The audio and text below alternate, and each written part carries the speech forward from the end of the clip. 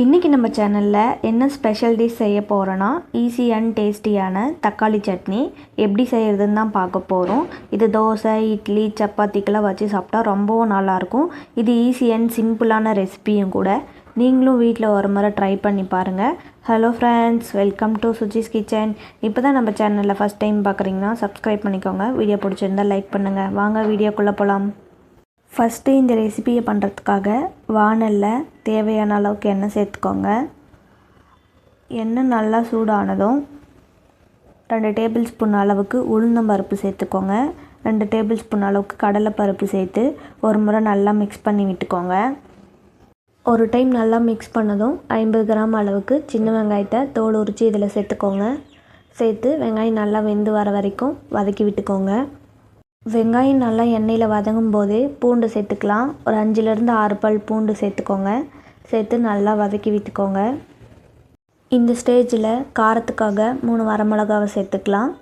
சேர்த்து ஒரு முறை நல்லா மிக்ஸ் பண்ணி விட்டுக்கோங்க. இதில் சின்ன வெங்காயத்துக்கு பதிலாக பெரிய வெங்காயம் கூட சேர்த்துக்கலாம். ஒரு மீடியம் சைஸ் பெரிய வெங்காயத்தை சேர்த்துக்கோங்க. வெங்காயம் இந்த அளவுக்கு நல்லா வதங்கி வந்ததும் ஒரு 3 மீடியம் சைஸ் தக்காளியை இது போல் கட் பண்ணி சேர்த்துக்கோங்க. தக்காளி சேர்த்ததும் நல்லா மிக்ஸ் பண்ணி விட்டுக்கலாம். தக்காளி நல்லா வெந்து வரத்துக்காக ஒரு டேபிள் ஸ்பூன் அளவுக்கு கல் உப்பு சேர்த்துக்கோங்க. உப்பு சேர்த்ததும் தக்காளி நல்லா வெந்து வர வரைக்கும் வதக்கி விட்டுக்கலாம். தக்காளி ஓரளவுக்கு வெந்து வந்ததும் ஒரு சின்ன எலுமிச்சம்பழ சைஸ் அளவுக்கு புளியை சேர்த்துக்கோங்க. புளியை சேர்த்து நல்லா மிக்ஸ் பண்ணி விட்டுக்கோங்க. இந்த ஸ்டேஜில் ஒரு கைப்பிடி அளவுக்கு புதினா தலையை சேர்த்து நல்லா வதக்கி விட்டுக்கோங்க. புதினா ஓரளவுக்கு வதங்கி வந்ததும் ஒரு கைப்பிடி அளவுக்கு மல்லித்தலையை சேர்த்து நல்லா வதக்கி விட்டுக்கோங்க. புதினாவும் மல்லித்தலையும் ஆப்ஷனல் தான், வேணும்னா சேர்த்துக்கலாம், வேண்டான்னா விட்டுறலாம். அடி பிடிக்காத மாதிரி நல்லா மிக்ஸ் பண்ணி விட்டுட்டே இருங்க.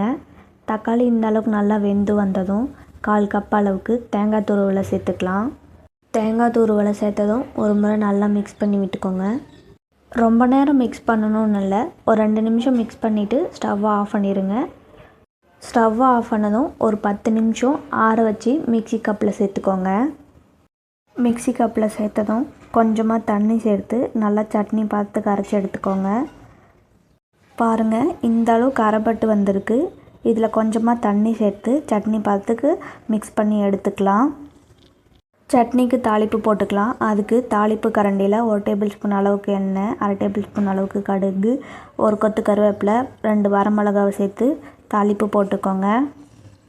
சுவையான தக்காளி சட்னி ரெடி. நீங்களும் வீட்டில் இதே மாதிரி ஸ்டைலில் ட்ரை பண்ணி பாருங்கள். ட்ரை பண்ணி பார்த்துட்டு எப்படி வருதுன்னு மறக்காமல் கமெண்ட் செக்ஷனில் கமெண்ட் பண்ணுங்கள். தேங்க்ஸ் ஃபார் வாட்சிங்.